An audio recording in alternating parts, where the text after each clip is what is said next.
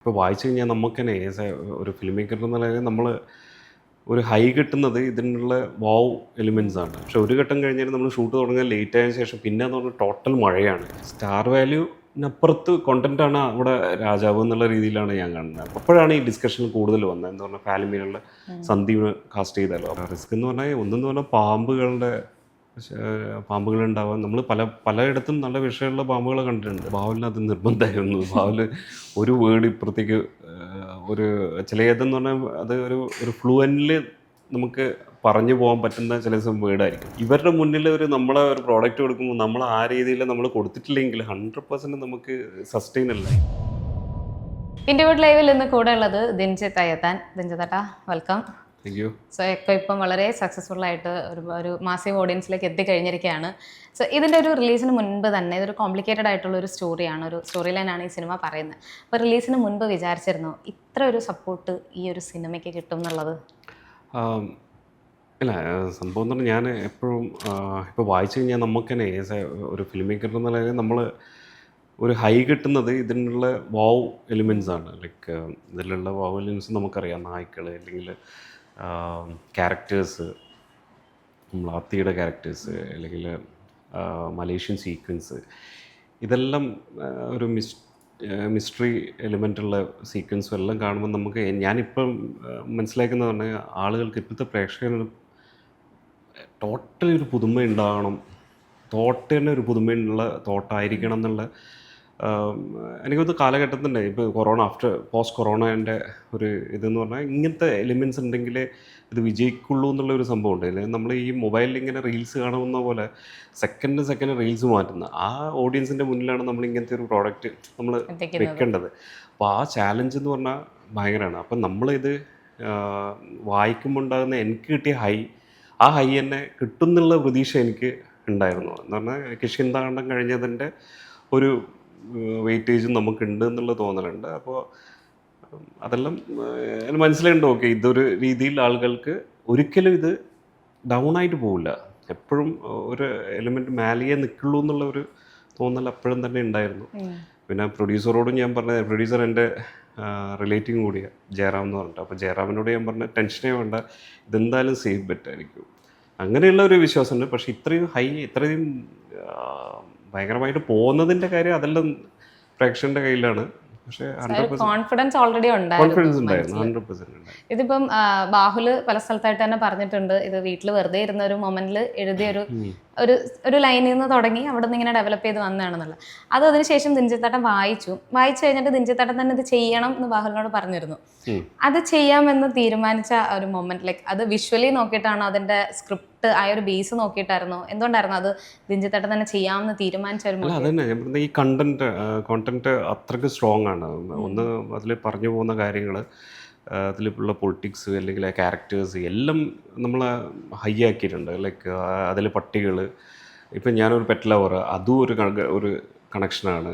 ഇതെല്ലാം ഒരു ഘടകമാണ്. അത് ബാഹുലിനോട് പറയുമ്പോൾ തന്നെ അതിൽ പിന്നെ എനിക്ക് സ്റ്റാർട്ടിൽ തന്നെ ഇന്നായതിന് ഞാൻ ലാസ്റ്റ് ഒരു ഇൻ്റർവ്യൂവിലും പറഞ്ഞത്, അതായത് അതിൽ അൺയൂഷ്വൽ ക്യാരക്ടേഴ്സ്, അൺയൂഷ്വൽ എന്താ പറയുക സിറ്റുവേഷൻസ്. ഇപ്പോൾ നമ്മൾ അശോകേട്ടൻ ജീപ്പിൽ തിരിച്ചു വരുന്ന സീന് ഡോക്ടറുമായിട്ട്, അപ്പോൾ ഡോക്ടർ ചോദിക്കുന്നുണ്ട് ഇതെന്താണ് എന്നുള്ള കാര്യങ്ങൾ, ആ സീൻസ് എല്ലാം എന്ന് പറഞ്ഞാൽ എനിക്ക് അപ്പം തന്നെ ഞാൻ ആ വേൾഡിൽ ഇന്നാണ്.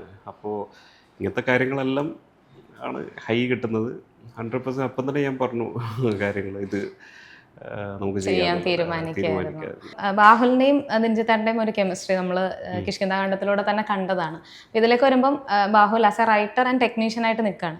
അപ്പം ആ ഒരു ഇൻപുട്ടും ആസ് എ ഡയറക്ടർ എന്നുള്ള ദിൻജിത്തേട്ടൻ്റെ ഒരു ഇൻപുട്ടും നിങ്ങൾ തമ്മിലുള്ള ആ ഒരു ബ്ലെൻഡായി പോകുന്നത് എങ്ങനെയായിരുന്നു? അതന്നെ, ഒന്നെന്ന് പറഞ്ഞാൽ നമ്മളെ കെമിസ്ട്രിയാണ്. കറക്റ്റായിട്ട് നമ്മൾ പല കാര്യങ്ങളും നമ്മൾ പറയുന്നത്, അവൻ പറയുന്ന കാര്യങ്ങളെല്ലാം പലതും എനിക്കും ഓക്കെയാണ്. എന്തുകൊണ്ടാണെന്ന് പറഞ്ഞാൽ നമ്മുടെ തോട്ട് ആ രീതിയിലുള്ള പ്രോസസ്സ് ചെയ്യുന്നത് ഒരേ സെയിം വേവ് ലെങ്ത്തിലായിരിക്കും പ്രോസസ്സ് ചെയ്യാൻ തോന്നുന്നത്. അത് എനിക്കൊന്ന് കക്ഷി അമ്മണിപ്പിള്ള പോലെ സ്റ്റാർട്ടിങ് മുതലേ തന്നെ നമ്മളെ ആ ബോണ്ട്, അത് നമ്മളെ സെയിം തോട്ടാകുമ്പോൾ എന്ന് പറഞ്ഞാൽ നമുക്ക് പറയാൻ കുറേ കാര്യങ്ങളുണ്ടാവും, സംസാരിക്കാൻ കുറേ കാര്യങ്ങളുണ്ടാവും. അതിൽ ആ രീതിയിൽ നമ്മൾ മുന്നോട്ട് പോയി. കിഷ്കിന്ധാഖണ്ഡവും അതേപോലെ തന്നെ, കിഷ്കിന്ധാഖണ്ഡത്തിലും നമ്മൾ പല കാര്യങ്ങളും അവൻ പറയുന്ന കാര്യങ്ങളും അല്ലെങ്കിൽ വിഷ്വലി നമ്മൾ എന്തെല്ലാം ഉണ്ട് അതെല്ലാം നമുക്ക് അപ്ലിഫ്റ്റ് ചെയ്തിട്ടേ ഉള്ളൂ നമ്മളെ തോട്ട്സ്. അപ്പോൾ ആ രീതിയിൽ ബ്ലെൻഡാണ് നമ്മൾ. അപ്പോൾ ഈസിയാണ് ആക്ച്വലി. അപ്പോൾ എന്ന് പറഞ്ഞാൽ ഒരു റൈറ്റർ ആൻഡ് ക്യാമറാമാൻ എന്ന് വരുമ്പോൾ എന്ന് പറഞ്ഞാൽ ഞാൻ ആസ് എ ഫിലിം മേക്കർ അത് പറയുമ്പോൾ ഉണ്ടാകുന്ന ഓക്കെ എൻ്റെ thought same wave length same പോയിന്റിലേക്കാണ് പോകുന്നത്. അതുകൊണ്ടായിരിക്കും എല്ലാം സ്മൂത്തായിട്ടും അല്ലെ അതിൻ്റെ ഒരു ബ്യൂട്ടി കാണുന്നതും തോന്നുന്നു. ഇതിപ്പോൾ ഒരു നോൺ ലീനിയർ രീതിയിലാണല്ലോ സിനിമ കഥ പറഞ്ഞു പോയിട്ടുള്ളത്. അത് എഴുത്തിൽ തന്നെ അങ്ങനെ നോൺ ലീനിയർ രീതിയിൽ തന്നെ ആയിരുന്നു? അതെ, എഴുത്തിൽ തന്നെ നോൺ ലീനിയർ രീതിയിൽ തന്നെയാണ് പറഞ്ഞു പോകുന്നത്. അതെ.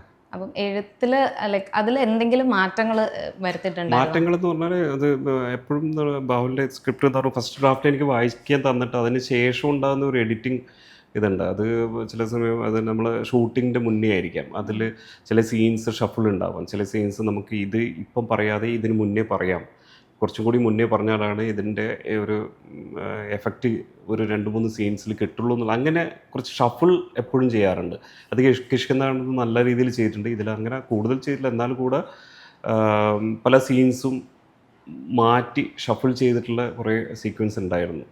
അപ്പോൾ അങ്ങനത്തെ ഒരു എഡിറ്റ് എപ്പോഴും ഉണ്ടാവും. അത് നമ്മൾ സൂരജ് ആയാലും എല്ലാവരും അപ്പോൾ ബാഹുൽ എന്താ ചെയ്യാന്ന് പറഞ്ഞാൽ ഇത് ഇങ്ങനത്തെ ഒരു പാറ്റേൺ, ഈ ഒരു ഓപ്ഷൻ നമ്മളോട് പറയും, ഇങ്ങനെ പോയാൽ ഇങ്ങനെയുണ്ട്, നമുക്ക് ചെയ്യാൻ പറ്റുമല്ലേ, എങ്ങനെയുണ്ട്, എന്താ അഭിപ്രായം.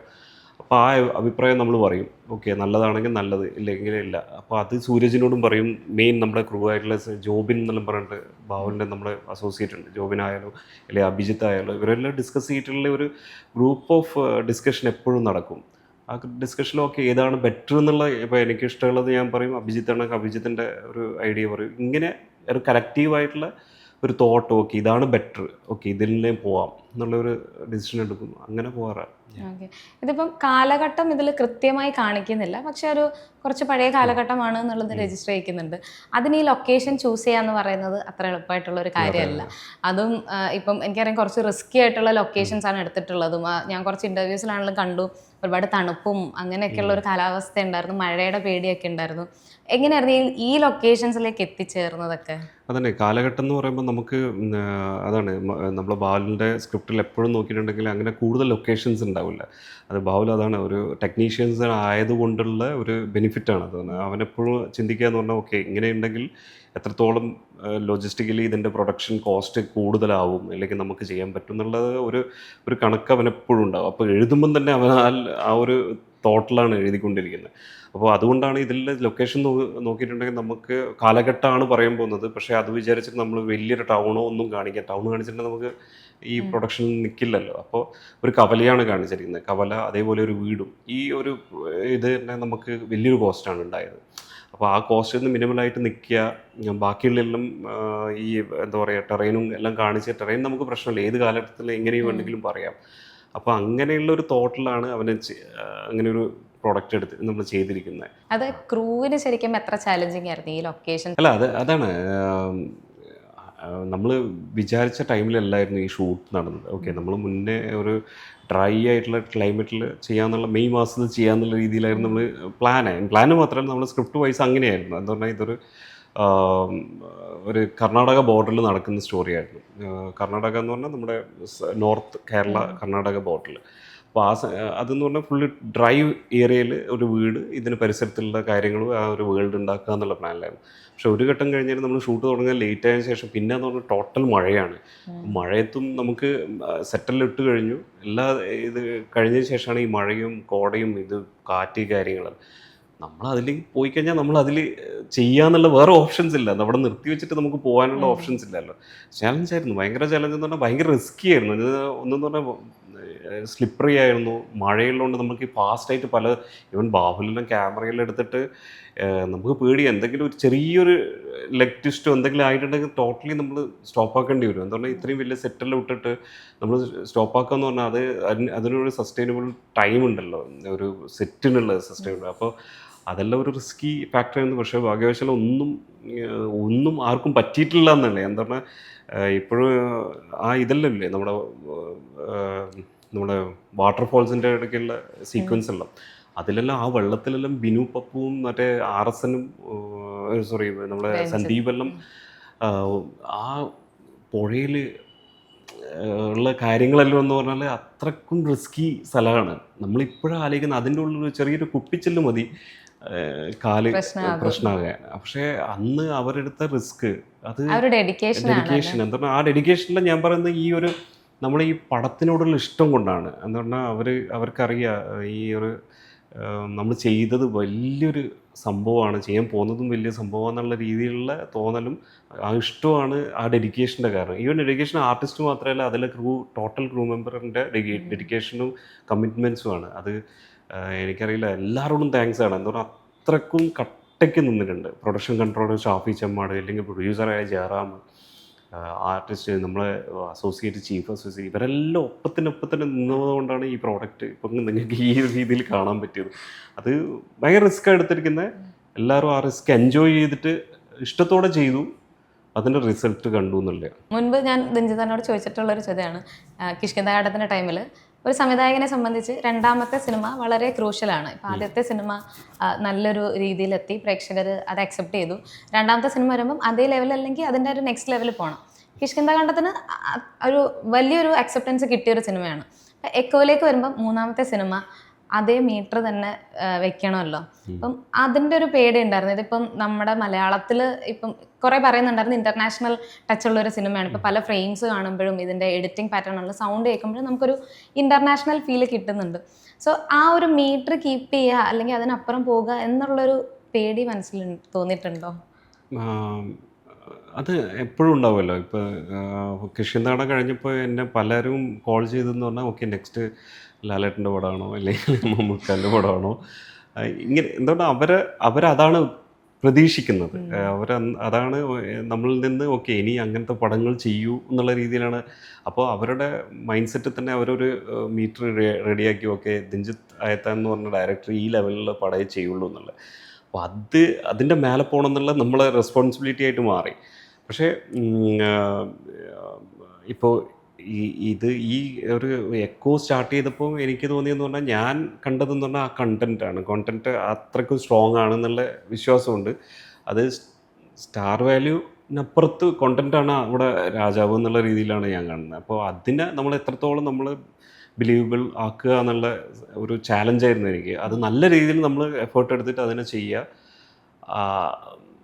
നമ്മൾ തന്നെ ഹാപ്പിയോടെ ഇരിക്കുക എന്ന് പറഞ്ഞാൽ, നമ്മൾ ചെയ്ത കാര്യത്തിൽ ഭയങ്കര ഹാപ്പിയായിരുന്നു. ആ ധൈര്യത്തോടെ ചെയ്തു. ഓക്കെ ഇത് എന്തായാലും കിഷ്കിന്ധാടത്തിൻ്റെ ലെവലിൻ്റെ മേലെ നിൽക്കുന്നുള്ളൊരു ബോധ്യം എനിക്കുണ്ടായിരുന്നു. എന്ന് പറഞ്ഞാൽ അതിൻ്റെ കോണ്ടൻറ്റിൻ്റെ ഫ്രഷ്നെസ് കൊണ്ടും അതിൻ്റെ ഒരു സ്റ്റോറി പാറ്റേൺ കൊണ്ടും നറേറ്റീവ് പാറ്റേൺ എല്ലാം കൊണ്ടും എനിക്ക് നല്ലൊരു ധൈര്യം ഉണ്ടായിരുന്നു. ഇത് എനിക്ക് എന്തായാലും ഒരിക്കലും അത് താഴെ പറയില്ല, അയ്യോ ഇയാൾ ചെയ്തത് എന്തിനാ ഇങ്ങനെ ചെയ്തതെന്നുള്ള ചോദ്യം എന്തായാലും വരില്ല എന്ന് എനിക്ക് നല്ല ബോധ്യം ഉണ്ടായിരുന്നു.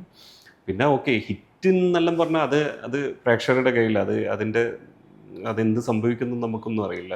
പക്ഷെ നമ്മൾ ചെയ്തത് ഭയങ്കര ജെന്യൂൻ ആൻഡ് അത്രയും എഫേർട്ട് എടുത്തിട്ടാണ് അത് ചെയ്യുന്നത്. Hard work. അതിപ്പോൾ ഇതിനേക്കാളും കൂടുതലായി. ഇപ്പോൾ ഇതിൻ്റെ ഹിറ്റാണ് ഇനി വലിയൊരു. അപ്പോൾ അടുത്തൊരു സിനിമ ഇപ്പം വീണ്ടും പ്രഷറായിരിക്കുമോ?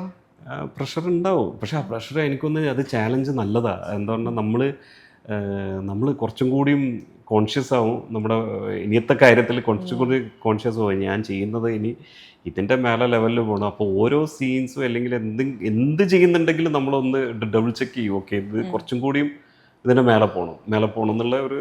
പക്ഷേ എനിക്കെപ്പോഴും ഈ ഒരു ബേർഡൻ എനിക്ക് വലിയ താല്പര്യമില്ല. എനിക്കെപ്പോഴും ഇത് ബ്രേക്ക് ചെയ്തിട്ട്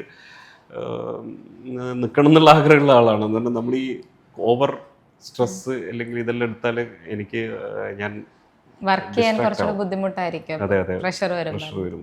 ഇതിൽ സന്ദീപ് അവതരിപ്പിച്ച കഥാപാത്രം പിയൂസ് എന്ന കഥാപാത്രം, ഇത് അന്താക്ഷരി എന്ന സിനിമ കണ്ടിട്ടാണ് സന്ദീപിനെ ഇതിലേക്ക് വിളിക്കാമെന്ന് തീരുമാനിച്ചതെന്ന് ഞാൻ കണ്ടിട്ടുണ്ടായിരുന്നു. ഈ അന്താക്ഷരി പടക്കളത്തിനൊക്കെ ഒരുപാട് മുൻപിറങ്ങിയ സിനിമയായിരുന്നു. സോ അന്ന് തന്നെ ഈ ആക്ടറിന്റെ ഒരു പൊട്ടൻഷ്യൽ മനസ്സിലാക്കി ഇതിലേക്ക് കാസ്റ്റ് ചെയ്യായിരുന്നു. അതന്നെ ഒന്ന് ബാഹുല അന്താക്ഷരിയിലൂടെ കണ്ടു, ഞാൻ ഫാലിമിയിലൂടെ കണ്ടു. ഫാലിമിയിൽ ബേസിലിൻ്റെ അനുജനായിട്ട് അഭിനയിച്ചതാണല്ലോ. അപ്പോൾ അത് നല്ല ടൈമിംഗ് ആയിരുന്നു. ഞാൻ കണ്ടപ്പം തന്നെ ഞാൻ നോട്ടീസ് ചെയ്ത ഈ ക്യാരക്ടർ, എനിക്ക് വേറെ ക്യാരക്ടറിലൊന്നും പോയിട്ട്, പിന്നെ ഒബ്വിയസ്ലി നമ്മൾ ജഗദീഷ് ഏട്ടനും എല്ലാം. പക്ഷേ ഇതൊരു പുതിയ ഒരാൾ ഇത്രക്കും ഭയങ്കര നല്ല രസത്തിലാണ് ഒരു അവൻ്റെ ടൈമിങ് ഭയങ്കര രസമുണ്ടെന്ന് ഞാൻ പലരോടും പറഞ്ഞിട്ടുണ്ട്. ആ അനിയൻ ആരാണെന്നുള്ള രീതിയിൽ അപ്പോൾ ഒന്നും അറിയില്ല കേട്ടോ നമ്മളിങ്ങനെ. അപ്പോൾ ഈ കിഷ്കിന്താണ്ടത്തിൻ്റെ ഒരു 1 year ബാക്കാണ് ബാഹുലി എനിക്ക് സ്ക്രിപ്റ്റ് ചെയ്ത് ഇങ്ങനെ പറയുമ്പോഴെല്ലാം പക്ഷേ ആ സമയത്ത് നമ്മൾ വേറെ ആക്ടർ എന്ന് പറഞ്ഞാൽ നമുക്കൊരു ബേസ് ഇല്ലായിരുന്നു. ബേസ് എന്ന് പറഞ്ഞാൽ ആകെ കക്ഷി കമ്മ്യൂണിപ്പിള്ള ചെയ്തതിൻ്റെ ഒരു ഇതും അതും 5 വർഷമായി ചെയ്തിട്ട് അപ്പോൾ നമ്മൾ ആലോചിച്ചെന്ന് പറഞ്ഞാൽ ഒരു മിനിമം വാല്യൂ ഉള്ള ഒരു നടൻ എന്ന് പറഞ്ഞാൽ എന്തായാലും പ്രൊഡക്ഷൻ അങ്ങനെയുള്ള ആൾക്കാരെയാണ് നമ്മൾ ഇപ്പോൾ ആരോട് പറയുന്നത് ആരാ ആക്ടർ എന്നാണ് ചോദിക്കുക. അപ്പോൾ അന്നത്തെ കാലഘട്ടത്തിൽ മെയിനായിട്ട് ചോദിക്കും. അപ്പോൾ കിഷ്കിന്താണ്ടം കഴിഞ്ഞാലും പ്രശ്നമില്ലായിരുന്നു. പക്ഷേ അപ്പം ചോദിച്ചെന്ന് പറഞ്ഞാൽ ആരാ ആക്ടർ എന്ന് ചോദിക്കുമ്പോൾ നമ്മൾ പറയാനുള്ള ഒരു ആക്ടറില്ല. സന്ദീപിനെ പറഞ്ഞാൽ സന്ദീപിനെ ആ സമയത്ത് ആരും അറിയില്ല. ഫാലിമി എന്ന് പറഞ്ഞാൽ പോലും പെട്ടെന്ന് ഗ്രാസ്പേറ്റ് അയാളാന്ന് പറയാൻ പറ്റാത്ത ഒരു ടൈമായിരുന്നു. അപ്പോൾ ഞങ്ങളെ പ്ലാൻ എന്ന് പറഞ്ഞാൽ ഓക്കെ ഒരു മിനിമം വാല്യൂ ഉള്ള ഒരു ആക്ടറിനെ പ്ലേസ് ചെയ്യാമെന്ന് പറയും. അങ്ങനെ കുറച്ച് അന്വേഷണങ്ങൾ നടന്നിട്ടുണ്ട്. അപ്പോൾ പിന്നെ നമ്മൾ അതെവിടെയും നിൽക്കാതെ പോയി. അതിന് ശേഷമാണ് നമ്മൾ കിഷ്കിന്താണ്ടം ഷൂട്ട് തുടങ്ങിയതും റിലീസാവുന്നത്. റിലീസായ ശേഷമാണ് നമ്മൾ ഓക്കെ കുറച്ച് ധൈര്യം വന്നു. എന്താ പറഞ്ഞാൽ നമുക്ക് ഇനി നമ്മളെ ഇങ്ങനെയുള്ള സ്ക്രിപ്റ്റിലെ ക്യാരക്ടറിൻ്റെ ഏജ് എന്ന് പറഞ്ഞാൽ ഒരു 25 ആ റൗണ്ട് 25 റൗണ്ടിൽ ആ റേഞ്ചിലെ ആൾക്കാരായിരുന്നു. അപ്പോൾ ആ റേഞ്ചിൽ ആരെല്ലാം ഉണ്ട് ഇപ്പോൾ പ്രസൻ്റ്ലി ആരൊക്കെയാണെന്നുള്ളത് നോക്കുമ്പോൾ നമുക്ക് അപ്പോഴാണ് ഈ ഡിസ്കഷൻ കൂടുതൽ വന്നത്. എന്താ പറഞ്ഞാൽ ഫാലിമിയിലുള്ള സന്ദീപിനെ കാസ്റ്റ് ചെയ്താലോ. അപ്പോൾ സന്ദീപിനെ നോക്കുമ്പോൾ എന്ന് പറഞ്ഞാൽ പുതിയ 2 പടങ്ങൾ വരാൻ പോകുന്നു. ഷൂട്ട് കഴിഞ്ഞു. അത് ജിംഖാനിയും ഇത് പടക്കളവും. അപ്പോൾ അത് രണ്ടും നല്ല പ്രോമിസിങ് പടാന്നുള്ളത് അപ്പോഴേ തന്നെ അറിഞ്ഞിരുന്നു. പിന്നെ ധൈര്യമായി ഓക്കെ എന്തായാലും നമുക്കിപ്പോൾ ഒരു ചെറിയൊരു പേര് വന്നിട്ടുണ്ട്. അതിൻ്റെ ഒപ്പം ഈ പടവും ഹിറ്റായി കഴിഞ്ഞാൽ ആ അന്നത്തെ ഒരു ഇൻഡ്യൂഷനായിരുന്നു ഓക്കെ ആ പടം എന്തായാലും ഹിറ്റാവുന്നു. അപ്പോൾ ഭാഗ്യത്വം കൊണ്ടെല്ലാം അങ്ങ് ഹിറ്റാവുകയും ചെയ്ത് അവനും നല്ല വെയിറ്റ് വന്നു. അതെ എല്ലാം അപ്പം തന്നെ എല്ലാം റെഡിയായി. ഇതിൽ ആ ഫൈറ്റ് സീനൊക്കെ കണ്ടപ്പോൾ ഭയങ്കര റോ ആയിട്ടായിരുന്നു തോന്നുന്നത്. അതായത് നോർമൽ ഓഡിയൻസിന് പോലും കണക്ട് ആവുന്ന രീതിയിൽ അങ്ങനത്തെ ഒരു ഫൈറ്റ് സീനായിരുന്നു. ഭയങ്കര റോ ആയിരുന്നു. അത് ലൈക്ക് അങ്ങനത്തെ ഒരു സ്പേസിൽ എനിക്കൊന്ന് വളരെ ചെറിയ അങ്ങനത്തെ ഒരു സ്പേസിലായിരുന്നല്ലോ. അത് സന്ദീപിനെ സംബന്ധിച്ച് എങ്ങനെയായിരുന്നു അത് ചെയ്ത പ്രോസസ്സൊക്കെ? ഭയങ്കര റിസ്ക് ആയിരുന്നു. ഒന്നും പറഞ്ഞാൽ കാട്, പുഴ, മീൻസ് വെള്ളച്ചാട്ടം ഇങ്ങനത്തെ സ്ഥലത്തു നിന്നാണല്ലോ നമ്മൾ ഷൂട്ട് ചെയ്യുന്നത്. അപ്പോൾ റിസ്ക് എന്ന് പറഞ്ഞാൽ പാമ്പുകളുണ്ടാവാൻ നമ്മൾ പലയിടത്തും നല്ല വിഷയമുള്ള പാമ്പുകളെ കണ്ടിട്ടുണ്ട്. അത് നമ്മൾ കൂടുതൽ ലൊക്കേഷൻസ് അതെ. അപ്പോൾ അങ്ങനത്തെയുള്ള ഇടത്തിൽ നമ്മൾ ഫൈറ്റ് ചെയ്യുന്നുണ്ട്. ഫൈറ്റ് ചെയ്യുമ്പോൾ എന്ന് പറഞ്ഞാൽ ഈ കൺട്രോളൊന്നും ഉണ്ടാവില്ല. ഇവിടെ പോയിട്ട് പോകുന്നു, എല്ലാവരും ചാടുന്നു. നമ്മൾ ആ സമയത്ത് ഒന്നും അറിയില്ലല്ലോ. പക്ഷെ എന്തോ ആർക്കും ഒന്നും പറ്റിയിട്ടില്ല. സന്ദീപിനൊരു ടെൻഷൻ ഉണ്ടായിരുന്നു. അയ്യോ ഇവിടുന്നാണോ ചേട്ടാ ചെയ്യുന്നത് വെച്ചിട്ട് ചോദിക്കാറുണ്ട്. അപ്പോൾ അതാണ് പക്ഷേ ആ ഡെഡിക്കേഷൻ ഇല്ലേ ഞാൻ പറഞ്ഞത്. ഇത് പിന്നെയും അത് തന്നെ പറഞ്ഞു എന്താ പറഞ്ഞാൽ ഇതിനോടുള്ള ഇഷ്ടമാണ് അവർക്കെല്ലാം. ഇതിനോടുള്ള ഇഷ്ടം കൊണ്ട് അവർ അതിലിങ്ങ് ഇറങ്ങുകയാണ്. ഓക്കെ ചേട്ടാ ശരി നമുക്ക് ചെയ്യാം എന്ന് പറഞ്ഞിട്ട്. അപ്പോൾ ഈ പുഴയിലെന്ന് പറഞ്ഞാൽ എന്തും ഉണ്ടാവാം. നമ്മളൊന്നും അറിയുന്നില്ല. ജസ്റ്റ് നമ്മൾ പ്രിക്കോഷൻ മെഷർമെൻറ്റ് എടുക്കുന്നുണ്ടെങ്കിൽ കൂടെ ആദ്യം തന്നെ ആർട്ട് ഡയറക്ടേഴ്സും നമ്മുടെ ടീംസെല്ലാം പോയിട്ട് എല്ലാം ചെക്ക് ചെയ്യും. പക്ഷെ എന്നാൽ കൂടെ നമുക്ക് അത് ഭയങ്കര കൂടുതലൊന്നും ചെക്ക് ചെയ്യാൻ പറ്റില്ലല്ലോ. ഒരുവിധം ഓക്കെ ചെക്ക് ചെയ്യും. അതിന് ശേഷം ഇവർ ഫൈറ്റ് ചെയ്യുമ്പോൾ ചില ദിവസം എവിടെയെങ്കിലും അടിക്കാം അങ്ങനത്തെ കാര്യങ്ങളൊന്നും നടന്നിട്ടില്ല. കുറച്ച് tension actors wise tension. Binu Pappu എല്ലാം എന്ന് പറഞ്ഞാൽ കുറച്ചും കൂടി ഈ അഡ്വഞ്ചറസ് ലൈക്ക് ഫുള്ള് പോകുന്നയാളാണ്. എവിടെ വണ്ടിക്കിലും ഓക്കെ ഞാൻ എന്തും ചെയ്തോളാം എന്നുള്ള രീതിയിൽ. ഈവൻ സന്ദീപ് എല്ലാ രീതിയിലും നമ്മളുമായിട്ട് എല്ലാ രീതിയിലും ഇതിന് ഓക്കെ ആയിരുന്നു. റിസ്കി ഫാക്ടറായിരുന്നു. പക്ഷെ എല്ലാം നല്ല രീതിയിൽ വന്നു. ഈ സിനിമ ഷൂട്ട് ചെയ്തിട്ട് ഇതിലേതെങ്കിലും സീൻ കട്ട് ചെയ്ത് കളയേണ്ട വന്നിട്ടുണ്ട്? ഇല്ല, കട്ട് ചെയ്യേണ്ടി വന്നിട്ടില്ല. അതാണ് ബാഹുലിൻ്റെ സ്ക്രിപ്റ്റിൽ ഞാൻ കിഷ്കിന്താണ്ടായാലും ഇതെല്ലാം നമ്മൾ ഈവൻ കക്ഷയമണിപ്പിലായാലും ബാഹുല സ്ക്രിപ്റ്റിലില്ലെങ്കിൽ കൂടെ പക്ഷേ നമ്മളെല്ലാം ഒപ്പത്തിനൊപ്പം ഇരുന്നിട്ട് നമ്മൾ ഒരു ഷഫിളുണ്ട്. ലൈക്ക് ഷഫിളല്ല, ഒരു എഡിറ്റിംഗ് പടം തുടങ്ങുന്നതിന് മുന്നേ ഒരു സെറ്റിംഗ് ഉണ്ട്. എഡിറ്റർ, ഞാൻ, ഡയറക്ടർ, ക്യാമറാമാൻ എല്ലാവരും കൂടിയിട്ട് ഇരുന്നിട്ട് അതിനെ ഒന്ന് അവിടെ തന്നെ ഇവിടെ എഡിറ്റ് ചെയ്യും. ഒരു ട്രിം പാറ്റേൺ ഉണ്ട്. അത് നമ്മൾ ബാഹുലിൻ്റെ എന്ന് പറഞ്ഞാൽ ഒരു സ്ക്രിപ്റ്റ് ഫൈനൽ ഡ്രാഫ്റ്റ് ആകുമ്പോൾ അത് കറക്റ്റായിട്ട് ഈ ഷഫിളെല്ലാം ചെയ്തിട്ട് ഓരോ സീൻ ബൈ ഷഫിൾ ചെയ്ത് അതിനെ ഒന്ന് ട്രിം ചെയ്യും. ട്രിം ചെയ്ത് കറക്റ്റ് ഈ 2 മണിക്കൂർ ഇപ്പോൾ ഉള്ള പടം എന്ന് പറഞ്ഞാൽ 2 hours ആ 2 hours കറക്റ്റായിട്ട് ചെയ്ത് വെക്കുക. അതിൽ നിന്ന് ഒരു വലിയ ട്രിമ്മിംഗ് ഒന്നും ഉണ്ടാവില്ല. ട്രിമ്മിംഗ് എന്ന് പറഞ്ഞാൽ സീൻ വൈസ് ചെറിയ ട്രിമ്മിങ്സ് ഉണ്ടാവും. എന്താ പറഞ്ഞാൽ ചെറിയ വാലും തലയെല്ലാം കട്ട് ചെയ്ത് അതിനെ ഒന്ന് മിനുക്കി എടുക്കുക എന്നുള്ള ഒരു സംഭവമുണ്ട്. അത് നടക്കാറുണ്ട്. പക്ഷേ വലിയൊരു സീൻ തൂക്കുക എന്നുള്ള ഒരു സാധനമൊന്നും കിഷ്കിന്ധ കണ്ടത്തിലുണ്ടായിരുന്നു ഒരു ചെറിയൊരു സീൻ തൂക്കിയിട്ടില്ല, സീനിൻ്റെ ഒരു വലിയൊരു ഭാഗം കട്ട് ചെയ്ത് മാറ്റി എന്നല്ലാതെ എനിക്ക് തോന്നുന്നില്ല വേറെ ഒരു സംഭവം നടന്നിട്ടുണ്ടെന്ന്.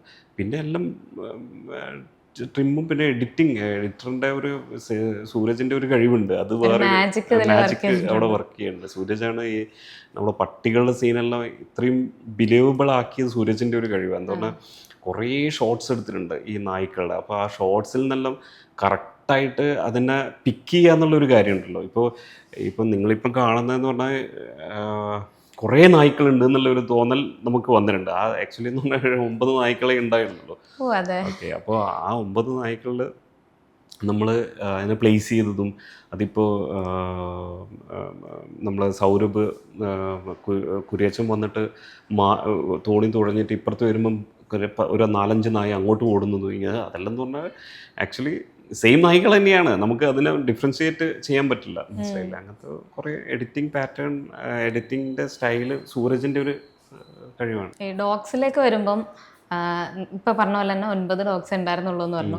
അവരെ ട്രെയിൻ ചെയ്യിപ്പിച്ച് ഇപ്പം മനുഷ്യരുടെ പോലെ അല്ല, നമ്മുടെ അടുത്ത് ഇപ്പം ഇങ്ങനെ അഭിനയിക്കാൻ പറഞ്ഞു കഴിഞ്ഞാൽ അതിനുവേണ്ടി ശ്രമിക്കും. ഡോഗ്സിനെ സംബന്ധിച്ച് അങ്ങനെയല്ലല്ലോ, അവരെ ട്രെയിൻ ചെയ്യിച്ച് ഒരു ട്രെയിനർ ഉണ്ടായിരുന്നു. ആൻഡ് ഇവരെ കൊണ്ട് അഭിനയിപ്പിച്ചെടുത്തതിൻ്റെ അതെങ്ങനെയായിരുന്നു? അഭിനയിക്കില്ല നമ്മൾ ജിജേഷ് എന്ന് പറഞ്ഞ ഡോഗ് ട്രെയിനർ, ജിജേഷാണ് ഫുൾ ക്രെഡിറ്റ്സ് എടുക്കേണ്ടത്. എന്തുകൊണ്ട് അയാളുടെ ഓരോ ടെക്നിക്സാണ് ഇപ്പം കാണുന്നത് നിങ്ങൾ പല അതിൻ്റെ എന്താ പറയുക അഭിനയം. അപ്പോൾ അഭിനയം എന്ന് പറഞ്ഞാൽ അതിനെ ആക്ച്വലി റിയാക്ട് ചെയ്യിപ്പിക്കുക എന്നുള്ളതാണ്. ആനിമൽസിനെ നമ്മൾ ഇപ്പം അതിൻ്റെ പിരുകം ഇതൊന്നും നമുക്ക് ഇമോഷൻസ് കാണിക്കാൻ പറ്റില്ല. ഓൺലി തിങ് ഈസ് നമുക്ക് അതിൻ്റെ അഗ്രസീവ്നെസ് ഓൺലി നമ്മുടെ വായിൽ മാത്രമേ കാണിക്കാൻ പറ്റുള്ളൂ. അത് ദേഷ്യം പിടിച്ചാലും മാത്രമേ പല്ലിളിച്ച് കാണിക്കുള്ളൂ. അത് അത്രക്കും ദേഷ്യം ആക്കിപ്പിക്കണം. ആ ദേഷ്യം എങ്ങനെയാണ് ആക്കിപ്പിക്കേണ്ടതെന്നുള്ള ഇവർ പഠിച്ചിട്ടുണ്ട്. ഇവർ മുഖംമൂടിയെല്ലാം ഇട്ടിട്ട് ഒരു ചെറിയൊരു ടോയ് ഉണ്ട്, ഒരു പഴയ ടോയ് ഇല്ലേ നമ്മുടെ ഡക്കിൻ്റെ എല്ലാം ടോയ് ഉണ്ടാവില്ലേ സൗണ്ട് കേൾക്കുന്നത്. അപ്പോൾ അത് പീ പീ എന്ന് പറയുമ്പോൾ ഇതിന് ദേഷ്യം പിടിക്കും, ഇഷ്ടമല്ല. അത് അതങ്ങനെ ആക്കി തീർത്തതാണ്, അത് ഇറിറ്റേറ്റ് ആക്കിയിട്ട് അതപ്പോൾ ഈ സൗണ്ട് കേൾക്കുമ്പോൾ അതിന് ദേഷ്യം പിടിക്കുക. അപ്പോൾ അതിൻ്റെ പല്ലിളിച്ച് ഇങ്ങനെ കാണിക്കും. അപ്പോൾ അങ്ങനത്തെ സീൻസ് നമ്മൾ വേണ്ട ഇടത്തിൽ, അപ്പോൾ ക്ലോസ് ഷോട്ടിൽ നമുക്ക് ഈസിയാണ്. പക്ഷേ അത് ഒരു വൈഡ് ഷോട്ടിൽ വരുമ്പോൾ അത് ഭയങ്കര എന്താ പറഞ്ഞാൽ അതിൽ ക്യാരക്ടർ ഇവർ നിൽക്കേണ്ടി വരും. അപ്പോൾ അതെല്ലാം നമ്മൾ CG നമ്മൾ മായ്ച്ച് കളയും. അങ്ങനെ പ്ലാൻഡ് ആയിരുന്നല്ലോ അങ്ങനത്തെ. അത് ജിജേഷിൻ്റെ ഓരോ അതിൽ കുറേ നായ്ക്കളുടെ ഓട്ടങ്ങളുണ്ട്, അല്ലെങ്കിൽ ജമ്പുണ്ട്, ഇങ്ങനത്തെ എല്ലാം എന്ന് പറഞ്ഞാൽ അയാളുടെ കോറിയോഗ്രാഫി നമ്മൾ ആദ്യം തന്നെ സീൻ വൈസ് ഒക്കെ ഇങ്ങനെയെല്ലാം വേണം എന്നുള്ളത് നമ്മൾ ആദ്യം ഡിഫൈൻ ചെയ്ത് കൊടുത്തിട്ടുണ്ടായിരുന്നു.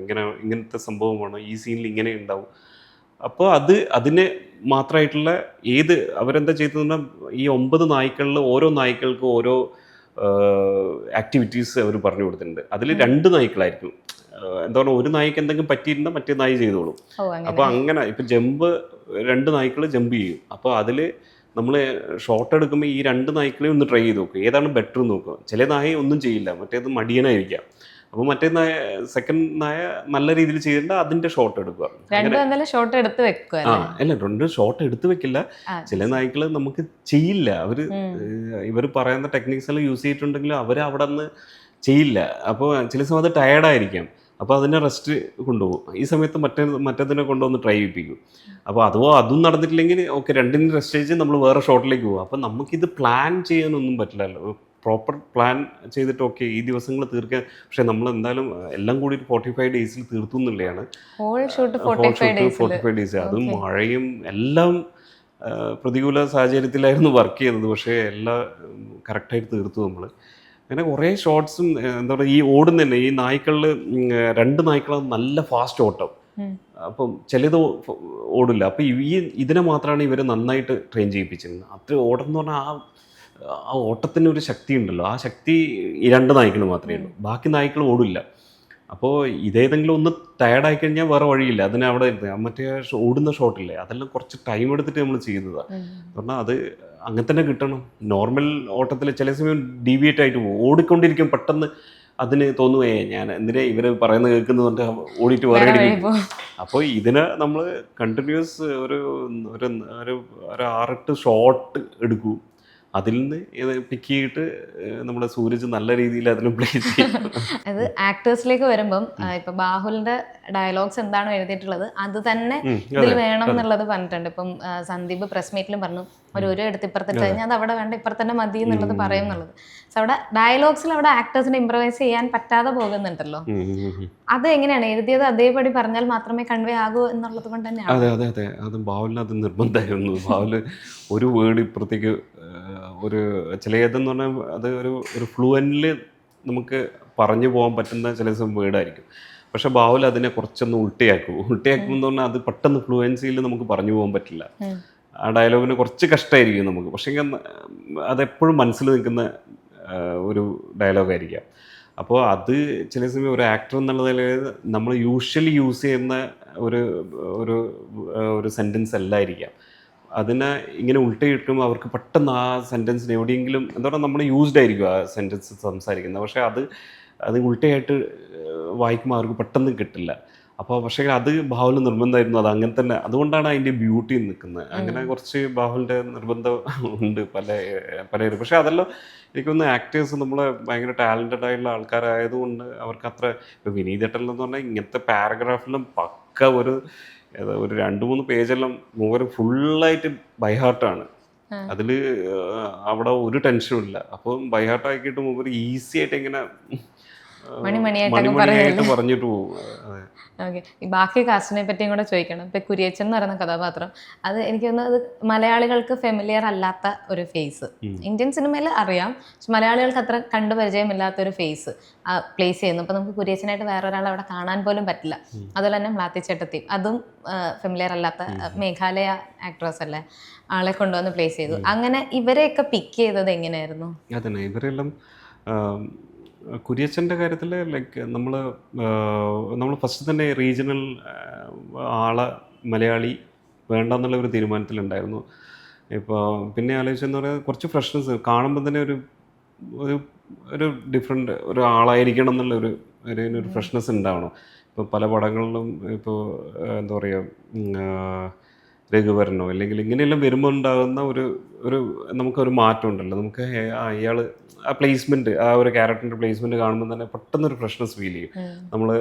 നമ്മുടെ ഓൺ ലാംഗ്വേജിൽ തന്നെ ആളാണെങ്കിൽ ആ ഒരു ഫ്രഷ്നെസ് ഫീൽ ചെയ്യില്ല. അങ്ങനത്തെ എല്ലാം കാര്യങ്ങൾ കൊണ്ടാണ് നമ്മൾ ഒരു കുറച്ച് ഹിന്ദിയിലോ അല്ലെങ്കിൽ തെലുങ്കിലോ അല്ലെങ്കിൽ കന്നഡത്തിലോ ഏതെങ്കിലും ആക്ടർ വേണമെന്നുള്ളൊരു തോട്ട് പോയത്. അപ്പോൾ നോക്കുമ്പോൾ കറക്റ്റായിട്ട് ആനിമൽ മൂവി ഹിറ്റാവുന്നു, അതിലുള്ള ആൾ മതി എന്നുള്ളൊരു.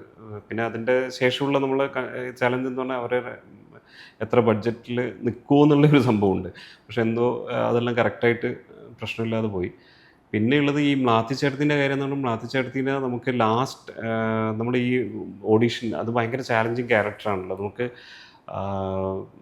അത്രയും നല്ലൊരു ആക്ടറിന് മാത്രമേ അത് ഫലിപ്പിക്കാൻ പറ്റുള്ളൂ. അപ്പോൾ അതിനുള്ള റിസർച്ച് നോക്കി. അപ്പം മലേഷ്യൻ ആക്ടേഴ്സ് വേണ്ട എന്നുള്ള പ്ലാനില്ല. അതുകൊണ്ട് കുറേ മലയാളം ഡയലോഗ്സ് ഉണ്ട്. അപ്പോൾ അത് മലേഷ്യൻ ആക്ടേഴ്സിൻ്റെ ടോട്ടൽ നമുക്കും മലയാളം അറിയില്ല, അത് ഭയങ്കര ബുദ്ധിമുട്ടായിരിക്കും. അപ്പം നമ്മൾ ഇന്ത്യൻ ആക്ടേഴ്സ് ആണെങ്കിൽ കുറച്ചും കൂടി നമ്മളുമായിട്ട് ഈസി ആയിട്ട് കൊണ്ടുപോകാന്നുള്ള ഒരു ഇത് വന്നു.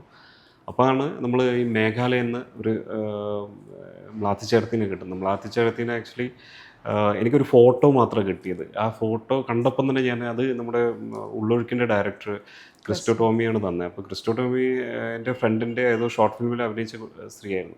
കണ്ടപ്പം തന്നെ ഞാൻ ഇതാണ് നമ്മൾ മ്ലാത്തി ചേട്ടത്തി. അത് ബാലുവിനോടത്തും ബാലുവിനും ഭയങ്കര കാര്യമായി എന്ന് പറഞ്ഞാൽ അത് ആ ഷോർട്ട് ഫിലിമിലെ കോസ്റ്റ്യൂമിലായിരുന്നു ഉണ്ടായിരുന്നത്. അപ്പോൾ അത് ഭയങ്കര നോട്ടെല്ലാം ഭയങ്കര ഇൻറ്റൻസ് ലുക്കും കാര്യങ്ങളും എല്ലാം ഉണ്ടായിരുന്നു. അപ്പോൾ ഞങ്ങൾ അവിടുന്ന് ഓഡീഷനിലും കുറച്ച് ചെയ്തു. പക്ഷേ ആ ഓഡീഷൻ നമുക്ക് വർക്കൗട്ട് ആയിട്ടില്ല. കുറേ വേറെ ആർട്ടിസ്റ്റിനെ ചെയ്തിട്ടുണ്ടായിരുന്നു. പക്ഷേ ഈ ചേട്ടത്തിൻ്റെ ലാസ്റ്റാണ് നമുക്ക് കിട്ടിയത്. അവർ ആക്ച്വലി വെൽ എഡ്യൂക്കേറ്റഡ് ആയിട്ടുള്ള സ്ത്രീയാണ് കേട്ടോ. അവിടുത്തെ കോളേജ് 2 സ്കൂളെല്ലാം ഉണ്ട്, വലിയ സ്കൂളെല്ലാം നടത്തുന്ന ഒരു സ്ത്രീയാണ്. അവർ ശരിക്കുള്ള ഔട്ട്ലുക്ക് എന്ന് പറഞ്ഞാൽ ടോട്ടലി ഡിഫറെൻ്റ്. ഭയങ്കര ബോബെല്ലാം ചെയ്ത് വേറൊരു സ്ത്രീയാണ്. അതെ, മോഡേൺ ഔട്ട്ഫിറ്റെല്ലാം സംഭവം. അപ്പോൾ അവരെ നമുക്കുള്ള ചലഞ്ച് എന്ന് പറഞ്ഞാൽ അവരെങ്ങനെ പെർഫോം ചെയ്യുന്നുള്ള ഒരു പേടി ഉണ്ടായിരുന്നു. പക്ഷെ അന്ന് ഓഡീഷൻ എടുത്തപ്പം ചെറിയ ചെറിയ ആക്ടിവിറ്റീസ് കൊടുത്തു. അപ്പം തന്നെ നമുക്ക് പിടുത്തം കിട്ടി, ഓക്കെ ഇത് പറ്റും നമുക്ക്. എന്താണ് അവരുടെ ചെറിയ ചെറിയ കാര്യങ്ങൾ ഭയങ്കര ഇൻറ്റൻസ് ആയിരുന്നു. ലുക്ക്, അങ്ങനെയുള്ള ചെറിയ ചെറിയ കാര്യം. അപ്പോൾ അതിൽ തന്നെ നമ്മൾ ഓക്കെ ഇതെല്ലാം മതി, ബാക്കി നമുക്ക് എങ്ങനെയും പിടിക്കാമെന്നുള്ള രീതിയിലായിരുന്നു. അപ്പോൾ അഞ്ജലിയാണ് ടോട്ടലി അവർക്കൊരു ട്രെയിനിങ്ങെല്ലാം കൊടുത്തത്. അത് നന്നായിട്ട് വർക്കൗട്ടായി. പിന്നെയുള്ളത് മലേഷ്യൻ ആക്ട്രസ് നമ്മൾ ഇതേപോലെ തന്നെ മലേഷ്യയിൽ ഓഡീഷൻ പോയിട്ടില്ല, നമ്മൾ ഓൺലൈൻ ഓഡീഷൻ വെച്ചു. അത് ലാസ്റ്റ് ടൈമാണ് അതും കിട്ടിയത്. ഒരു പടം തുടങ്ങുന്നതിൻ്റെ ഒരു 1 വീക്ക് ബാക്ക് അത് കിട്ടി. അപ്പോൾ അവരെന്ത് ആക്ട്രസ്സൊന്നും അല്ലായിരുന്നു ആക്ച്വലി. ഫസ്റ്റ് മൂവിയാണ്. അവർ ഏതോ ഒരു ചെറിയൊരു അവരെ ആക്ട് ചെയ്യാൻ പറഞ്ഞ ഒരു ക്ലിപ്പ് അയച്ചെന്നല്ലാതെ ബാക്കിയുള്ള കാര്യങ്ങളൊന്നും അറിയില്ല. ഇവിടെ എത്തിയതിന് ശേഷം അറിയുന്നത് ഇവർ ഒരു പടത്തിലും ആക്ട് ചെയ്യില്ല. ടെൻഷനായി. എന്താ പറഞ്ഞാൽ നമുക്കറിയില്ലല്ലോ ആ ഒരു സീൻസെല്ലാം എങ്ങനെ ചെയ്യും എന്നുള്ളത്. പക്ഷെ നല്ല രീതിയിൽ അവർ ചെയ്യുന്നില്ല. നല്ല വെൽ സെറ്റിൽ ആക്ടിങ്ങും എല്ലാ രീതിയിലും ചെയ്തു. അപ്പോൾ എല്ലാം ഹാപ്പിയോടെ നടന്നു എന്നുള്ളതാണ്. ഓക്കെ. അതുപോലെ തന്നെ ബാക്കി ക്യാരക്ടേഴ്സ് ഉണ്ട്. ഇപ്പം നരേൻ, വിനീതേട്ടൻ, ഇവരുടെയൊക്കെ ക്യാരക്ടേഴ്സ് ഉണ്ട്. ഈ നരേൻ ചേട്ടൻ്റെ ഇങ്ങനെ കണ്ടിരുന്നു, ആ കാറ് കുറച്ച് പ്രശ്നമുള്ള കാറായിരുന്നു എന്നുള്ള, ബ്രേക്കിൻ്റെ ഒക്കെ ഇഷ്യൂ ഉണ്ടായിരുന്നു എന്നുള്ള. അപ്പോൾ ആളത് എങ്ങനെയായിരുന്നു എടുത്തൊക്കെ, എങ്ങനെയായിരുന്നു അത് ആക്ട് ചെയ്തപ്പോൾ ഒക്കെ? അല്ല, ഇതിന് ആക്സിഡൻറ്റ് കാറിൻ്റെ സീക്വൻസാണ് ഭയങ്കര കോമഡി. എന്ന് പറഞ്ഞാൽ ഒന്നെന്ന് പറഞ്ഞാൽ അതിൽ ബ്രേക്കില്ല, ബ്രേക്ക് പ്രോപ്പർലി അത് വർക്കൗട്ട് ആകുന്നില്ല. ഓരോ സമയവും ഇതിൻ്റെ ഒറിജിനൽ ഡ്രൈവർ വന്നിട്ട് ഒരു മറ്റേ ബ്രേക്ക് ഓയിൽ കൊടുത്തിട്ട് ഒന്ന് ഒഴിച്ചിട്ട് പോകും. അപ്പോൾ അങ്ങനത്തെ സീക്വൻസ്. പക്ഷേ നരേനിൽ അതെല്ലാം എൻജോയ് ആയിട്ട് ചെയ്തു എന്നുള്ളതാണ്. നരേനിലും പക്ക എത്രയോ കാലത്തിന് ശേഷം നരേൻ ഒരു ടോട്ടലി ഡിഫറെൻറ്റ് ഒരു ക്യാരക്ടറായിട്ട് വന്നത്. ആൾക്കാരെല്ലാം ഇപ്പോൾ അതിനെപ്പറ്റിയെല്ലാം സംസാരിക്കും. നരേനായാലും വിനീതേട്ടൻ, എസ്പെഷ്യലി വിനീതേട്ടൻ ഇങ്ങനെ ഒരു ക്യാരക്ടർ എനിക്ക് തോന്നുന്നില്ല അടുത്ത കാലത്തൊന്നും വിനീതേട്ടൻ അങ്ങനത്തെ ഒന്നും ചെയ്തിട്ടില്ലെന്ന് തോന്നുന്നു. അതെല്ലാം ഒരു ഫ്രഷ്നെസ് ഉണ്ട്. പിന്നെയുള്ളത് ബിനു പപ്പു ആണെങ്കിൽ, ബിനു പപ്പു എപ്പോഴും പോലീസ് വേഷവും വേറെ ബാക്കി കാര്യങ്ങളും ചെയ്യുന്ന ബിനു പപ്പുവിന് ഇങ്ങനത്തെ ഒരു സംഭവം കണ്ടപ്പോൾ ഉള്ള ഫ്രഷ്നെസ് എല്ലാം കൂടിയും നന്നായിട്ട് വർക്കൗട്ടായി. നമ്മൾ ക്യാരക്ടർ ഭയങ്കരമായിട്ട് ബ്ലണ്ട്. ആരും ഒരാളും ക്യാരക്ടേഴ്സിൻ്റെ ഒരു മിസ്കാസ്റ്റിങ്ങിനെ പറ്റിയിട്ട് ആരും ഒന്നും സംസാരിക്കുന്നില്ല. അല്ല, അത് ഭയങ്കര സന്തോഷമാണ്. എന്തുകൊണ്ട് നമ്മൾ കിട്ടിയിട്ടുള്ള ക്യാരക്ടേഴ്സിൽ നല്ല രീതിയിൽ നല്ല ടാലൻറ്റഡ് ആയിരുന്നു. പെർഫോമൻസും എല്ലാ വയസ്സും നല്ല ബ്ലണ്ടായിരുന്നു. ഓക്കെ. ഇപ്പോൾ ഇതിൽ കുറച്ച് സമയം ഇപ്പോൾ പ്രൊഡക്ഷനെ പറ്റിയും ബഡ്ജറ്റിനെ പറ്റിയും പറഞ്ഞല്ലോ. ഇപ്പോൾ കിഷ്കിന്ധാകാണ്ഡ പോലൊരു സിനിമ ചെയ്തൊരു സംവിധായകന് ശരിക്കും അടുത്ത സിനിമയിൽ കുറച്ച് ബഡ്ജറ്റ് കിട്ടാൻ ബുദ്ധിമുട്ടാണോ? ഇല്ല, എനിക്ക് അങ്ങനത്തെ തോന്നിയിട്ടില്ല. തോന്നിയിട്ടില്ല. അങ്ങനെ പ്രശ്നം ഉണ്ടായിരുന്നില്ല. നല്ല ബഡ്ജറ്റ് മീൻസ് നമുക്കുള്ള ഒരു വാല്യൂ ബഡ്ജറ്റ് അവർ ഫിക്സ് ചെയ്തിട്ടുണ്ടാവും. ഒരു ഇൻഡസ്ട്രിയെ നോക്കി ഇയാൾക്ക് ഇത്ര കൊടുത്തു കഴിഞ്ഞാൽ സേഫാണെന്നുള്ള ഒരു ബഡ്ജറ്റ് കരുതിയിട്ട് മീൻസ് അതെല്ലാം പിന്നെ എത്രത്തോളം നമുക്ക് പോകാൻ പറ്റുന്നുള്ള ഒരു സംഭവം ഉണ്ടല്ലോ. അതിലേക്ക് ഇപ്പോൾ എന്നെ കാൽക്കുലേറ്റ് ചെയ്യുമ്പോൾ ഞാനൊരു CG ആർട്ടിസ്റ്റാണ്, മീൻസ് വിഷ്വൽ എഫക്ട്സ് ആർട്ടിസ്റ്റാണ്, ആനിമേറ്റർ, അങ്ങനത്തെ ഒരു ബാക്ക്ഗ്രൗണ്ട് ഉണ്ട്. അപ്പോൾ ഇയാൾക്ക് ഇങ്ങനത്തെ പടങ്ങൾ ചെയ്യാം. ഇപ്പോൾ ഞാനത് അങ്ങനത്തെ ഒരു പിച്ച് ചെയ്തിട്ടുണ്ടെങ്കിൽ 100% എനിക്ക് തോന്നുന്നു നല്ലൊരു ബഡ്ജറ്റിനും ചെയ്യാൻ പറ്റുന്ന രീതിയിൽ അങ്ങനത്തെ എല്ലാം കോൾസ് വന്നിട്ടുണ്ടായിരുന്നേ. അപ്പോൾ അതൊന്നും പക്ഷെ ഞാൻ മനസ്സിലാക്കുന്നത് പറഞ്ഞാൽ നമുക്ക് നല്ല ചെറിയ പടങ്ങൾ ചെയ്താൽ മതി. ഇത് നമ്മൾ വെറുതെ കോംപ്ലിക്കേറ്റഡ് ആയിട്ട് വലിയ പടങ്ങളിലൊന്നും ചെയ്തിട്ട് പോകണ്ടെന്നുള്ളതാണ്. അറിയില്ല, എല്ലാം സംഭവിക്കാം. പക്ഷേ അങ്ങനെ ഭയങ്കര നിർബന്ധ ബുദ്ധിയൊന്നുമില്ല. ഇങ്ങനെ നല്ല പടങ്ങൾ, നല്ല കണ്ടന്റ് ഉള്ള പടങ്ങൾ ചെയ്യാം. ഒരു ക്രിയേറ്ററിനെ സംബന്ധിച്ച് ഒരു വിഷൻ ഉണ്ടാകുമല്ലോ. അപ്പം അത് ചിലപ്പം ഈ ഇവിടുത്തെ ഓഡിയൻസിന് അക്സെപ്റ്റ് ചെയ്യാൻ പറ്റണം എന്നില്ല. പക്ഷെ ഓഡിയൻസിൻ്റെ ഒരു എക്സ്പെക്റ്റേഷൻ കീപ്പ് ചെയ്തുകൊണ്ട് തന്നെ സിനിമ ചെയ്യാൻ വേണം. അത് എപ്പോഴെങ്കിലും ആസ് എ ക്രിയേറ്റർ ചാലഞ്ചായിട്ട് ഫീൽ ചെയ്യുന്നുണ്ടോ? അതന്നെ, അത് ഇപ്പോഴത്തെ ഓഡിയൻസിൻ്റെ ഒരു മാറ്റങ്ങളാണ്. എന്ന് പറഞ്ഞാൽ നമുക്ക് ഇപ്പോൾ ഈ പോസ്റ്റ് കോവിഡിൽ നടന്ന കാര്യം എന്ന് പറഞ്ഞാൽ എല്ലാവരും ഇൻ്റർനാഷണൽ ഫിലിംസ് കണ്ടിട്ടുള്ള ഓഡിയൻസാണ്. എല്ലാവരും ഇപ്പോൾ എൻ്റെ വൈഫിൻ്റെ അമ്മ ആക്ച്വലി വിശ്വസിക്കില്ല, അറേബ്യൻ ഒരു സീരീസ് കണ്ടതാണ്. 100 എപ്പിസോഡ്. സീരിയസ്ലി കൊറോണ ടൈമിൽ കാണാൻ തുടങ്ങിയത് 100 എപ്പിസോഡ് കണ്ടു. അപ്പോൾ അങ്ങനത്തെ ഒരു മാറ്റം നടന്നൊരു എന്താ പറഞ്ഞാൽ അങ്ങനത്തെ ഒരു സാധാരണ ഒരു സ്ത്രീ ഒരു അറേബ്യൻ എപ്പിസോഡ് കാണാൻ ഞാൻ ശരിക്കും അത്ഭുതപ്പെട്ടു പോയത്. എന്ന് പറഞ്ഞാൽ അപ്പോൾ എല്ലാ ആൾക്കാരും അത്രത്തോളം ഇൻ്റർനാഷണൽ ലെവലിലെ മൂവീസ്, ഫോറിൻ മൂവീസ് കാണാൻ തുടങ്ങി. അതും ടോട്ടലി OTT അത് ഇതെന്നെല്ലാം പറഞ്ഞു. അപ്പോൾ ആ ഒരു ഓഡിയൻസിൻ്റെ ഇടയ്ക്കാണ് നമ്മളൊരു പ്രോഡക്റ്റ് കാണിക്കുന്നത്. ആ പ്രോഡക്റ്റ് കാണിക്കുമ്പോൾ ഭയങ്കര ചാലഞ്ചല്ലേ നമുക്ക്. അവരിനെ കണ്ടെത്തും. ഇത് CG അല്ലല്ലോ, CG എല്ലാം ഇട്ടിട്ടുണ്ട്. ഇപ്പോൾ ശ്രദ്ധിക്കാറില്ലേ, പെട്ടെന്ന് CG എല്ലാം പറയും, ഇത് CG ആണെന്ന് പറയും. ഈവൻ മക്കളായാലും ഇപ്പം എൻ്റെ മകൻ ഇപ്പം ആക്ച്വലി ഫസ്റ്റ് ഇയർ ഡിഗ്രിയാണ്. അവൻ ആക്ച്വലി ഭയങ്കര ക്രിട്ടിക്കാണ്. അപ്പോൾ എന്തൊക്കെ ചെയ്ത് കഴിഞ്ഞിട്ട് പറയും ഇത് അച്ഛാ ഇത് ഇങ്ങനെയല്ലേ, ഇതെന്തിനാ ഇങ്ങനെ ചെയ്തത്, അങ്ങനത്തെ രീതിയിൽ ചോദിക്കുന്നതാണ്. അപ്പോൾ അത് നമ്മൾ അവരെ മുന്നിലാണ് ആ ഒരു വലിയൊരു ഗ്രൂപ്പ് ഇപ്പോൾ വന്നിട്ടുണ്ട്. ലൈക്ക് നമ്മൾ ന്യൂ ജെൻ എന്നെല്ലാം പറയുന്ന രീതിയിൽ ഇവരുടെ മുന്നിൽ നമ്മളെ ഒരു പ്രോഡക്റ്റ് കൊടുക്കുമ്പോൾ നമ്മൾ ആ രീതിയിൽ നമ്മൾ കൊടുത്തിട്ടില്ലെങ്കിൽ 100% നമുക്ക് സസ്റ്റെയിൻ അല്ല ഇത്. എനിക്ക് തോന്നുന്നു നമ്മൾ ആ സീരിയസ്നെസ് ഇല്ലെങ്കിൽ അടുത്തന്നെ നമ്മൾ പുറത്താവും, മനസ്സിലായില്ലേ? അത് ഷുവറാണ്. അപ്പോൾ ആ ഒരു റിസ്ക് എലിമെൻറ്റും മനസ്സിൽ വെച്ചിട്ട് വേണം നെക്സ്റ്റ് ചാലഞ്ച്. ഓക്കെ, അവരെ തൃപ്തിപ്പെടുത്തുക എന്നുള്ള ഒരു വലിയൊരു ഘടകം നമ്മളുണ്ട്. ഈ ഒരു വലിയൊരു വിഭാഗത്തെ, വലിയ വിഭാഗം എന്ന് പറഞ്ഞാൽ ഈ ന്യൂജൻ വിഭാഗത്തിനെ തൃപ്തിപ്പെടുത്തുന്ന ഒരു വലിയൊരു റെസ്പോൺസിബിലിറ്റി ഉണ്ട്. അത് എപ്പോഴും ഞാൻ കാണും. പിന്നെ ക്രിയേറ്റീവ് സൈഡിൽ ഞാൻ നോക്കിയിട്ടുണ്ട്. അതിൻ്റെ ആ രീതിയിൽ അതിൻ്റെ ഒരു രീതിയിലും നമ്മൾ എന്താ പറയുക ഒരു മൈനസും ഉണ്ടാകാതെ അത് നമുക്കുണ്ടല്ലോ, നമുക്ക് അത് നമ്മൾ അങ്ങനെ അതിനൊരു കോംപ്രമൈസ് എന്നുള്ള സാധനത്തിൽ ഞാൻ ഒരിക്കലും പോകില്ലെന്ന് തോന്നുന്നു. അങ്ങനെ ഒരു എപ്പോഴും അതിനൊരു ലെവൽ ഓഫ് ഇത് വെച്ചിട്ട് മാത്രമേ ചിന്തിക്കാറുള്ളൂ. ഓക്കെ, ഇതിലേക്ക് വരുമ്പോൾ മ്യൂസിക്കിൻ്റെ ഡിപ്പാർട്ട്മെൻറ്റ് അത് പറയാതിരിക്കാൻ പറ്റില്ല. മ്യൂസിക് സൗണ്ട് വലിയൊരു റോളാണ് ഇതിൽ ചെയ്തിട്ടുള്ളത്. ഓരോ സീനും ലിഫ്റ്റ് ചെയ്യുന്നതിലാണെങ്കിലും എല്ലാം മ്യൂസിക് അതിഗംഭീരമായിട്ട് ഇതിൽ വർക്ക് ചെയ്തിട്ടുണ്ട്. സോ ഇതിൽ മ്യൂസിക് ഇങ്ങനെ വേണം എന്നുള്ളൊരു റെഫറൻസ് ഉണ്ടായിരുന്നോ? ഇല്ല, റെഫറൻസ് ഇല്ലായിരുന്നു. ഇതിൽ മുജീബിനോട് പക്ക ഫ്രഷ് ഒരു രീതിയിൽ ഒറിജിനൽ കമ്പോസിങ്, ഒറിജിനൽ തിങ് വേണം എന്നുള്ള രീതിയിലായിരുന്നു സംസാരിച്ചത്. അത് എന്തെങ്കിലും ഒരു റെഫറൻസ് കൊടുത്തിട്ടുണ്ടെങ്കിൽ അത് പിടിച്ചിട്ടായിരിക്കും ചില സമയം അവരുടെ മൈൻഡിൽ പോവുക. അത് എത്രത്തോളം നമ്മൾ ഇപ്പോൾ എനിക്കെല്ലാം എപ്പോഴും ഉള്ള സംഭവം എന്ന് പറഞ്ഞാൽ എന്തെങ്കിലും നമ്മൾ ഒരു കട്ടെടുത്തിട്ട് അതിൽ ഒരു നമ്മൾ ഏതെങ്കിലും മ്യൂസിക് ഉപയോഗിച്ചിട്ട് ഇങ്ങനെ കേട്ടുകൊണ്ടിരിക്കും. അതെങ്ങനെയാണ് ചില സമയം നമുക്ക് ഭയങ്കര ഹൈ ആവും, ആ മ്യൂസിക്കിൽ അങ്ങ് വീണു പോകും. ആക്ച്വലി കിഷ്കിന്ധാണ്ടത്തിൽ അങ്ങനെ ഉണ്ടായിരുന്നു. പക്ഷെ അതിന് ശേഷം മ്യൂസിക് കമ്പോസർ അത് വേറൊരു മ്യൂസിക് കമ്പോസ് ചെയ്താൽ നമുക്കത് ഇഷ്ടപ്പെടണം എന്നില്ല. നമ്മളെപ്പോഴും ഈ ഒരു ഹൈയിൽ നിന്നിട്ട് ആ അവർ ചെയ്യുന്ന എത്രത്തോളം അവർ നല്ല രീതിയിൽ ചെയ്താൽ കൂടെ നമ്മളത് ആക്സെപ്റ്റ് ചെയ്യാൻ പെട്ടെന്ന് പറ്റില്ല. അത് ഭയങ്കര ഒരു അപകടമാണ് എപ്പോഴും ഒരു ഫിലിം മേക്കർ എന്നുള്ള. എപ്പോഴും most of the film makers ചെയ്യുന്ന കാര്യമാണത്. പക്ഷേ ഇതിന് അങ്ങനെ ഒറിജിനൽ ഒരു മ്യൂസിക് വേണം എന്നുള്ള രീതിയിൽ പക്ഷേ അതിൻ്റെ ഗൈഡ് ലൈൻസ് കൊടുത്തിട്ടുണ്ടായിരുന്നു. അത് ബാഹുല് കുറച്ച് പാറ്റേൺസ് എല്ലാം കുറച്ച് കാര്യങ്ങളും കൊടുത്തിട്ടുണ്ടായിരുന്നു. അത് മുജീബ് എൻ്റെ മനസ്സിൽ കൊടുത്തിട്ടുണ്ടാക്കിയ ഒരു കമ്പോസിങ് ആണിത്. Totally original. അത് വേറെ എവിടെയും നമുക്ക് ഇതാണെന്ന് പറയാൻ പറ്റില്ല. എന്തെങ്കിലും രീതിയിൽ കൊടുത്തിട്ടുണ്ടെങ്കിൽ അത് അതിൻ്റെ ഏതെങ്കിലും ചെറിയ എസൻസ് എവിടെയോ വരും ചാൻസസ് ഉണ്ട്. അങ്ങനത്തെ ഒന്നും ഇല്ലാതെ ചെയ്ത ഒരു മ്യൂസിക്കാണ്. മുജീബാണെങ്കിൽ അത് എന്താ പറയുക വേറെ മുജീബിന്റെ തന്നെ ക്രിയേഷൻ ആണ്.